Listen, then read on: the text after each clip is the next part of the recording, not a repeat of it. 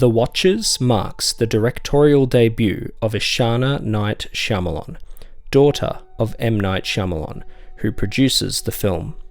Based on A.M. Shine's novel of the same name, the plot follows Meena, who seeks shelter after being stranded in a forest in Western Ireland.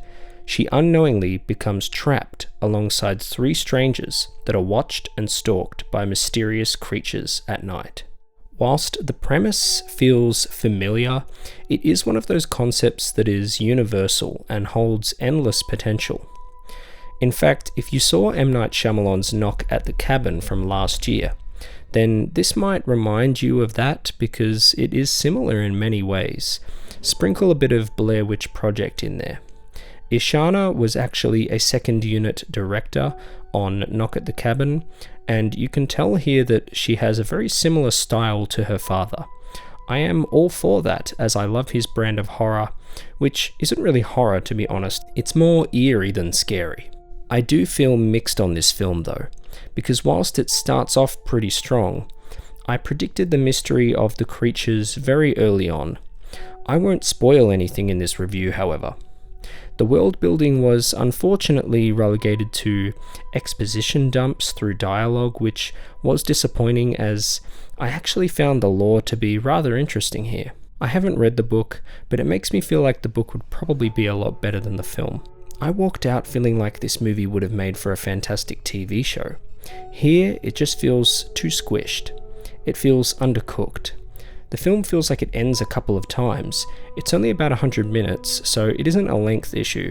It just feels like it's shoving a lot into its ending. I love Dakota Fanning. She was easily one of the greatest child actors of all time in my eyes, so I'm always happy to see her. Georgina Campbell was fantastic in Barbarian, so I was also happy to see her here. There is a lot of potential to have these four characters alone in this room for the whole film, but they never really explore each of the characters enough. They flesh out each of them just enough for them to feel like proper characters, but they don't go very deep.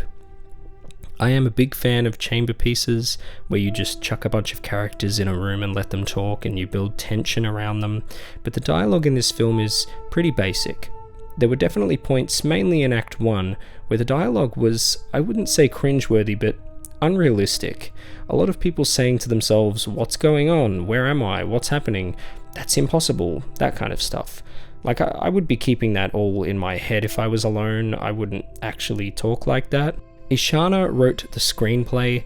I respect the ambition of her taking on that many roles, but I wish that she'd gotten someone else to write it, as the screenplay is rather weak and doesn't match the level of directing on display, which is strong. It is clear from the outset that Ishana has a keen eye for directing.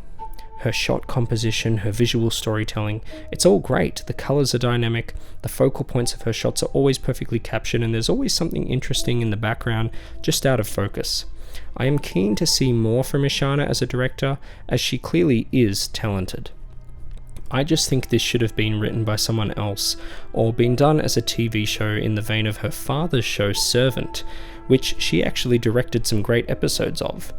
You really just need more time to drag this story out and study the characters. I don't think this is a bad film overall, it just isn't great, it's simply okay. In terms of recommendation, I guess if you're a horror fan, or a fan of M. Night Shyamalan, then I'd say this is worth checking out.